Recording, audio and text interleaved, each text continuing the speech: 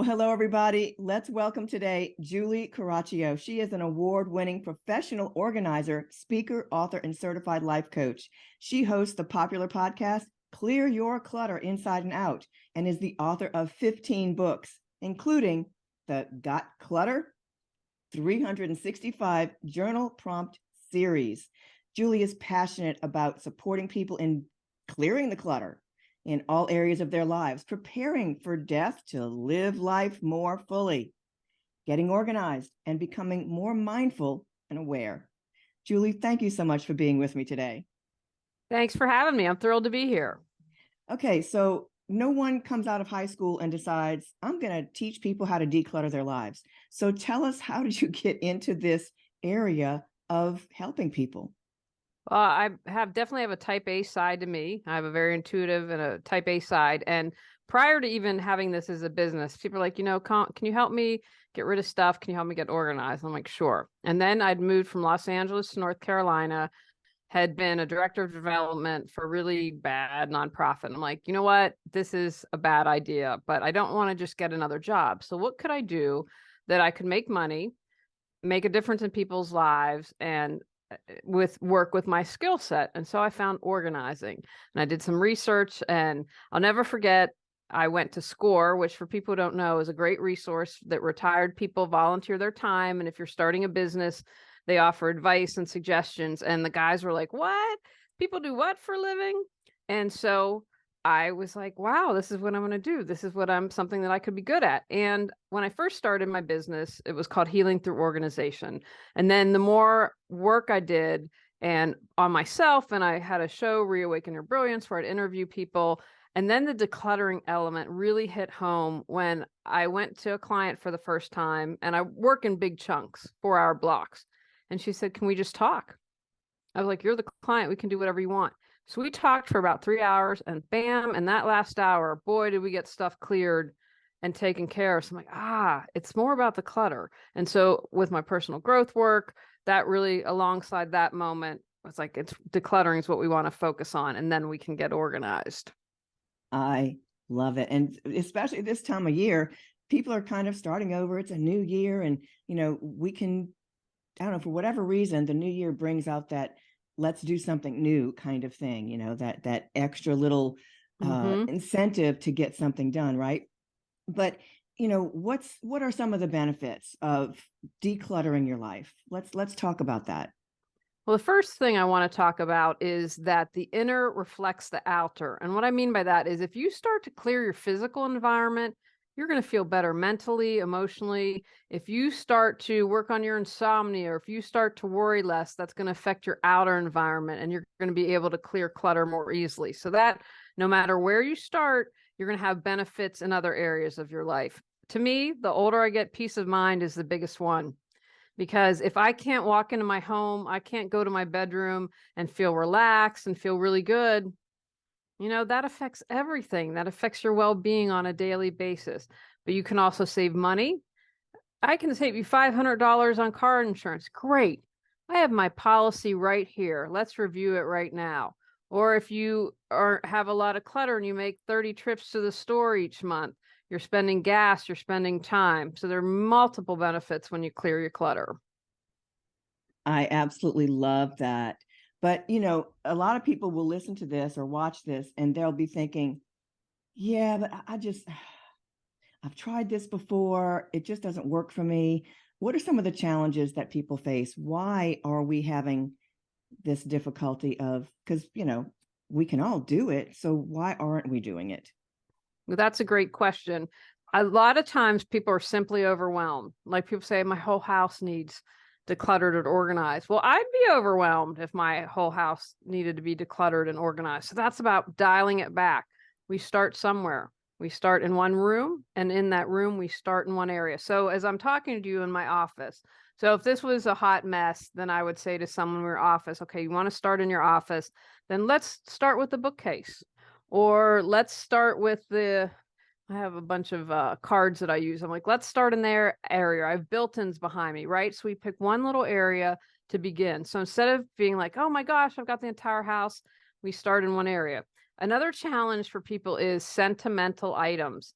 And where we get messed up is we place our memory onto the object. Our memories are in our heart and our memories are in our head. I never forgot, before I was ever an organizer, I saw Peter Walsh talk about that. You know, we have our memories in our head. And in my belief, I was like, well, we also have them in our heart. Because he says, oh, if I get rid of that, that's like saying goodbye to my grandmother. No, no, no, no. Your grandmother's in your memory. She's not in the object. So those are two areas where people tend to get stuck. I would also say that people don't work with their natural skills, and so they get frustrated and quit. Not everyone can hold something and ask if it sparks joy. That just simply doesn't work for everyone. So it's important to find out what habits work with me. Let's look at my lifestyle, how I do things, and then find a way to work with that as opposed to against it. I love it. And you're so right, because sometimes a particular area, or maybe it is the whole house, can just seem so overwhelming. And just starting in one spot, it can be a drawer. Absolutely. What I found is that when I'm trying to clean out, and it seems like it's an unending thing, right? There's always something that needs to be figured out or cleaned out or organized. But if I start with just one thing, just that one shelf or that one drawer, there is that little sense of peace, of joy. I got something accomplished. I did something. And my husband has been saying for probably at least 6 months or longer, you know, we both need to get up into the upstairs and clean that out. That's kind of like our attic space. Lots of boxes up there.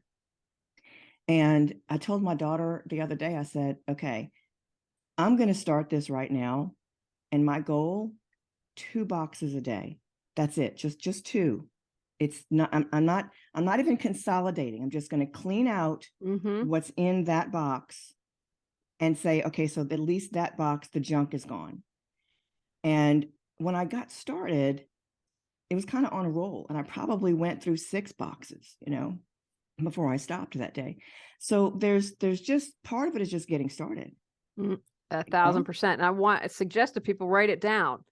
Like, it's great that you pick 2 boxes, but make sure you write it down, because you can say, oh, I'm going to do 2 boxes today. And then the day slips away, and then tomorrow and the next day, because we haven't set a deadline, we haven't written it down. So it's super important. Give yourself that little motivation. I love crossing stuff off a list. I'm like, yeah, I accomplished that. So that's another way that's important. Give yourself a deadline. Yeah. And so we're talking right now about some of the challenges that people have with even getting started with organizing and clearing out the clutter. And there are so many things we talked about. You know, you've got memories in there. There's pictures, there's objects, there's, you know, my kid's hand drawing or whatever that's still in that drawer, in that box. And you might have your kids' report cards from 1st grade, right? It could just be anything. And so one of the challenges is going through those memories and choosing that. Another challenge is just getting started, and then sticking with it is a third challenge. You know, what else could be a challenge that people are having to just get this done? Well, I want to talk about 2 things really quickly that you brought up. First, I would say to people, ask yourself, what is clutter costing me as a motivation or to keep going? You know, fighting with my spouse every day, not having a place where the family can hang out. You know, I've had clients that the grandkids can't come over because the kids have said, you know what, I don't want my child in this environment. So that can be a motivating factor. And you've also mentioned like kids' report cards and things. And I want to say, get your kids involved. And one of the things important, teach your kids these skills to declutter and get organized, because it's a lifelong skill that's going to serve them. I mean, I've worked with people who haven't done this, and then they haven't cleaned out a house in 40 years, and stuff adds up. And go with them through all the memories, because something that might not be important to you might be important to them. And that way, you know, can be like, oh my gosh, my guilt, I don't want my kids to be upset. Okay, well, if they work with you, then that's going to help alleviate some of that. So I'd say other challenges are, I've talked about working with natural habits when people don't do that. Not saying I'll do it someday. Remember, I talked a moment about having a deadline. Yeah, 6 months we've been saying we're going to clean out the upstairs, but we didn't put a concrete deadline in, right? That's super important. I think not getting help when you need it. I'm not an accountant. I couldn't do my taxes. I have someone else do that. And the organizing is a skill. Absolutely everyone can learn to declutter and organize. But if you're really stuck in this area, get help. There's no shame in that. Absolutely. And I love that. I love that you mentioned, get your kids to help, because you are teaching them a skill that they can take with them when they move on. How many of us have seen college students, dorm rooms, yeah, it's gorgeous when you first set them up in their freshman year. And then after that, it just goes to heck in a handbag. And then they live like that when they get into their first apartment. Yeah.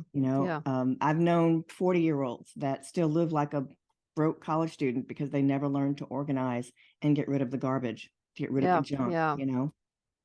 So there's so many things that people need to be aware of. Well, you have something really special for us today. Can you explain what that is? I'm so excited. Sure. Well, it's free. And if you go to my website, and I'm sure you'll share a link, weawakenyourbrilliance.com, sign up for my free newsletter, and bam, you are going to get 10 ways to declutter your life right now. You might say, oh, I feel like I have to clear emotional clutter. Bam, I give you something to do. So these are 10 steps that are going to get you started. It's about awareness plus action equals change. So if you feel stuck, I'm hopeful that there's at least one item on that 10-item list that's going to support you in clearing your clutter. I am so excited, Julie, because I'm actually going to be the first one to grab this item because I need it right now. There's so much stuff around for me that needs to be gone through. And I tell you, it seems like we seem to accumulate anything. It can be papers, it can be receipts, just whatever. And they just seem to sit. Yes. And there's no reason for that. When you clear the clutter, when you've got a nice clean slate, it really does awaken your creativity, the possibilities, and you feel like you can move forward and actually get some things done. Absolutely. And I encourage people, make it part of your daily or your weekly habit. And if you're like, oh my gosh, where would I start? Well, here's an easy one. At the end of the week, you're feeling overwhelmed, clear your desk.